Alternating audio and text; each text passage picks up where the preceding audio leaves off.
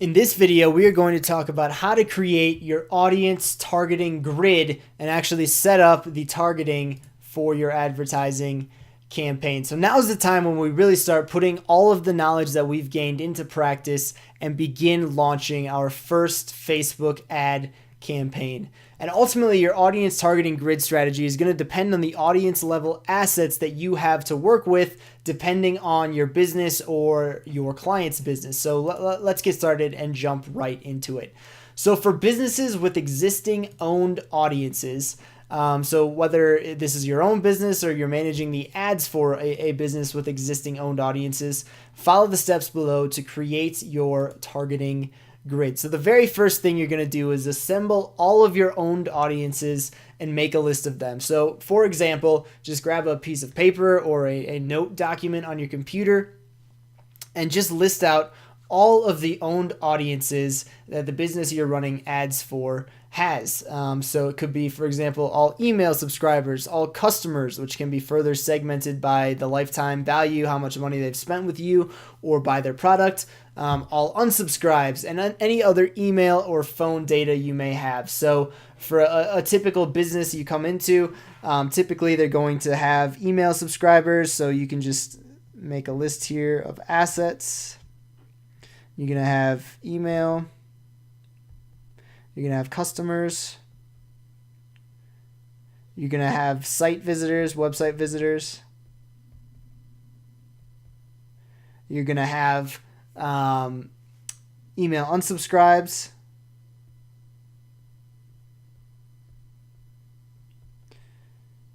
You're going to have Facebook. If they have a Facebook page, it's going to be Facebook fans. You can target anyone who's watched a video on Facebook, so Facebook video views. You can target anyone who's engaged with one of your posts, so Facebook post engagements. And you can keep going with this as long as you want. However, it's important to keep in mind that essentially any audience asset that you build should have at least 1,000 people in it. And so, like, let's say you're a shoe shop and you have a customer base of 2,000 people, so that's all of your customers.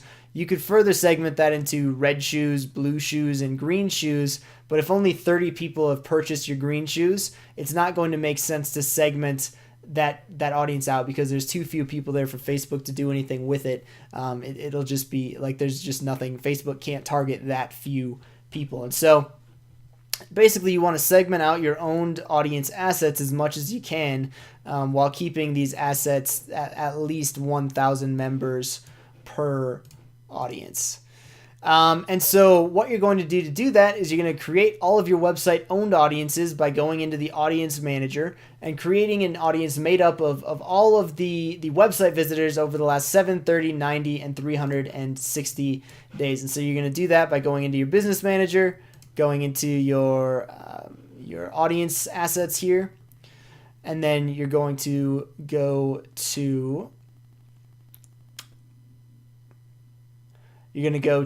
custom audiences, and then you're going to go based on website traffic. And I'm going to go through all of this and build all of this out with you in real time in a later video for my own campaign that I'm going to launch. And so you'll be able to see all of that in real time. I'm just moving through at a high level right now so you understand theoretically how this all works. Now, depending on your traffic volume and the layout of your site, it might also make sense to build custom audiences of landing page bouncers and cart abandoners, depending on if you have an e-commerce website or not. And like I mentioned, keep in mind that Facebook needs an audience size of at least 1,000 members per custom audience to properly optimize for that audience, so don't try and segment your audiences out too narrowly. And so ultimately, the way to, once you've listed all of these audiences out, depending on your CRM, depending on your client's CRM, you're going to be able to export these into spreadsheets or CSVs. And then all you're going to do to upload these into your audience manager is to go into here, click on Create Custom Audience, and then you can import those audiences by customer file. You can import them directly from MailChimp, or you can add customers from your own file or copy and paste the data. This is new. I've tested this. I saw poor results, and I hear that some people have been seeing mixed results with these, so it's worth testing. Essentially, Facebook will show you how to include the lifetime value of customers to your custom audiences so that Facebook can optimize better on your behalf. And so what you're going to want to do then is, once you import your audiences, you're going to want to create lookalikes from each of the above audiences at various intervals. And creating lookalikes is very simple. All you do is you select create an audience, lookalike audience, and follow the prompts. And again, I will show you how to do all of this in real time with a live campaign, so this will all make much more sense. Now, if you're a business without any owned audiences, you're going to need to start with level 1 audiences, and remember, those are interests and demographics and things of that nature, until you're able to build up level 2 and level 3 audience assets. And so the first thing that you're going to want to do if you're starting in this situation is you're going to want to refer to your ideal customer avatar research. If you didn't complete it, you need to go back and do that right now. Now, once you refer to your ideal customer avatar research, what you're going to do is you're going to go in and create a custom audience based off of your customers' interests, influencers, and demographics. You're going to include suggested interests by Facebook. Facebook will actually help you select interests that your ideal audience member is likely to buy or is likely to like. And you want to keep these audience sizes in size of 300,000 to 1 million, so that it allows you to more accurately split test these different assets and actually find winners. And so what you're going to want to do ultimately is create 15 to 20 of these audiences around interests and demographics of your ideal customer avatar. And ultimately the purpose here is to hopefully find a winning audience and also just generate enough level 1 audience traffic to build lookalikes from. So let me show you what I mean by that. And again, I'm going to go through this in much greater detail, but for example, let's say I am selling I don't know. Let's say I'm selling a new CRM product. So I'm going to refer to my ideal customer avatar research, and let's say ideal customer avatar research. Let's say that this ideal customer avatar likes Mark Cuban, because they're software entrepreneurs. So Mark Cuban, they use existing CRMs. And they live anywhere. Like, refer to your ideal customer avatar sheet in short, and see what interests they like, what publications they read, what influencers they follow, etc., etc. What you're going to do then is go back into your audience assets, click on saved audience, and this is where you're actually going to start building out those 15 to 20 audiences. And so all you're going to do here is you're just going to name these by audience type. You don't need to name them anything fancy, because the chances are you're going to kill it anyway. So you can literally just name this audience 1 CRM software. And you know that your ideal customer for your CRM software is already using another type of CRM. So I'm just going to leave the location in the US. I'm going to change the age to 25. Just because typically people less than 25 don't have any money. Language, make it English, obviously. Unless you're targeting some other language. And then in the detailed targeting, this is where we're actually going to go and build out our interests. So for this audience type, we're going to target anyone who likes other CRMs. So I'm going to start with Infusionsoft. And that's an audience size of 514,000 people. You can see that the number of people who like Infusionsoft, who speak English, are between these ages and are located in the United States, is 170,000 people. Now remember, we want to keep this number between 300,000 to 1 million in order to make our targeting as effective as possible, which means I can add in some additional interests. So what we can do here is we can type in Infusionsoft, and then we can click here and we can click suggestions, and Facebook will actually suggest other pages and other interests that people who like Infusionsoft are also likely to like. And so MailChimp is another very popular CRM. So we can click on that. And all of a sudden we're up to 490,000 people. And so then we can probably also select constant contact. And we're at 570,000 people.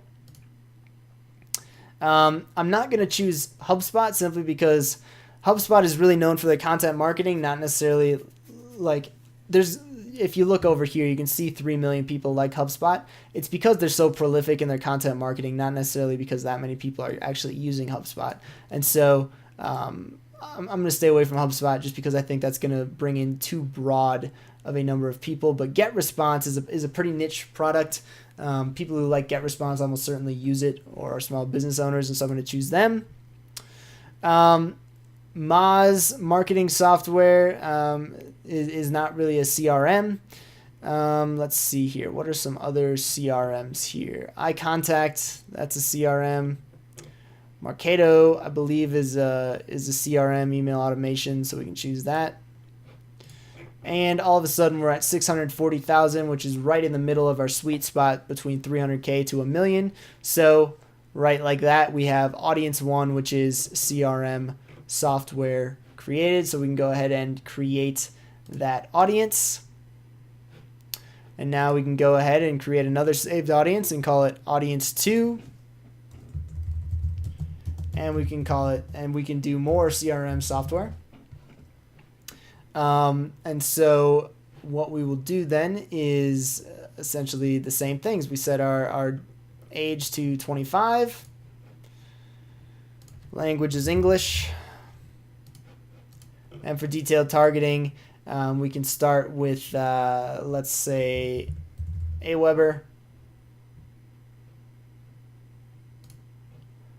Suggestions, and then we can go HubSpot for this one. We can go Moz, SEMrush, Kissmetrics. See where we're at. We're at 2.8, so let's get rid of HubSpot. We're at 83,000 now. So let's go Unbounce, Instapage,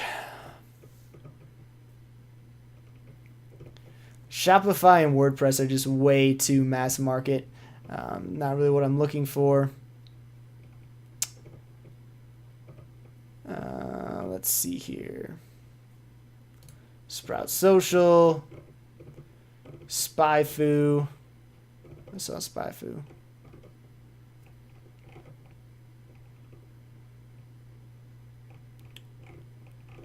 I don't know where it went. SpyFu. Where are we up? We're up to 140,000. And so let's add in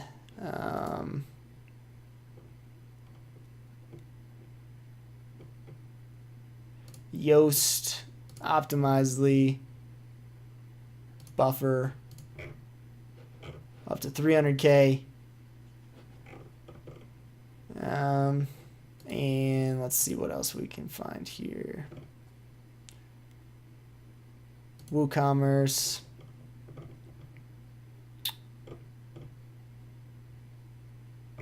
Great, so let's see where we're at here. We're at 320,000, so this audience 2 is actually less CRM and just more marketing SaaS products.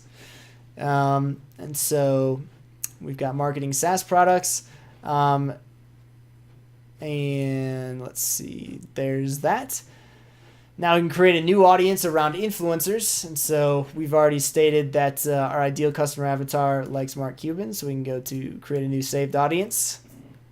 And again, 25 through 65, English. And they have an interest in Mark Cuban.